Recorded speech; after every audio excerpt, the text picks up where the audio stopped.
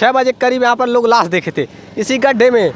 और आप लोग जानकारी चाहते थे कि आखिरकार वो लड़की रहने वाली कहाँ की थी। लाश जो थी, लड़की की लाश यहीं पर पड़ी हुई थी।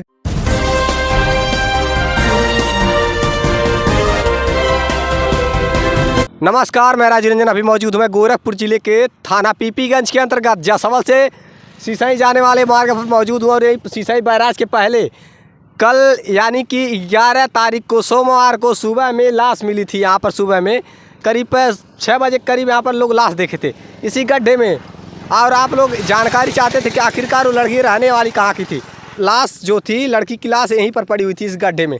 इसी गड्ढे में उस लड़की की लाश मिली थी, इस झाड़ी में मिली थी।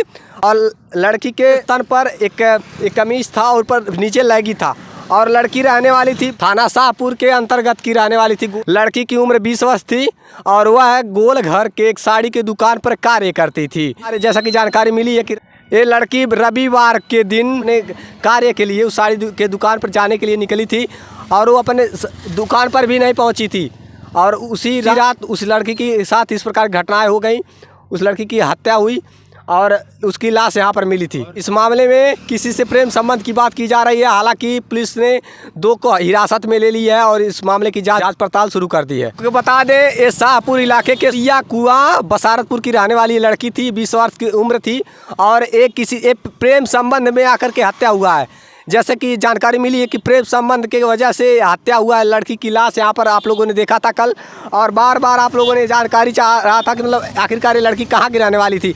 हर रोज़ वो लड़की 8 बजे घर से निकलती थी कार्य के लिए, अपने काम पे जाती थी 8 बजे सुबह। और रविवार के दिन भी घर से बताकर निकली कि मैं काम पर जा रही हूँ। जैसा कि परिजनों ने बताया कि वो काम के लिए रविवार सुबह निकली 8 बजे और काम पर नहीं गई। यानी कि दिन भर अपने दोस्तों के साथ घूमती रही। रात में इस प्रकार की घटनाओं को अंजाम दे दिया गया। तो आपने देखा। और शासन प्रशासन से मेरा अपील है, जो भी दोषी हैं वो बचने नहीं चाहिए, उन पर कड़ी से कड़ी कार्रवाई होनी चाहिए। और अधिकतर मामलों पर देखा जाए तो जो लड़कियां, उनसे हम यही कहना चाहेंगे कि अपनी माँ बाप की बातों पर अधिकतर भरोसा करें। माँ बाप से बड़ा कोई नहीं है आपका। और विश्वासघात अगर माँ बाप के साथ करेंगे तो कहीं ना कहीं आपके साथ उससे भी बहुत बड़ा विश्वासघात होगा। और उसकी सज़ा आए दिन ऐसे मामले सामने आते ही रहते हैं। और यथासंभव कोशिश करें, माँ बाप पर भरोसा करिए, उनकी बातों को मानिए। तो वरना खामियाजा इस प्रकार के भुगतना पड़ेगा। कहीं ना कहीं हत्याएँ, घटनाएँ सामने आती रही हैं। यथासंभव परिवार की बातों को मानना जरूरी समझिए। और देखते रहिए SK News 24 सच्चाई की। जय हिंद।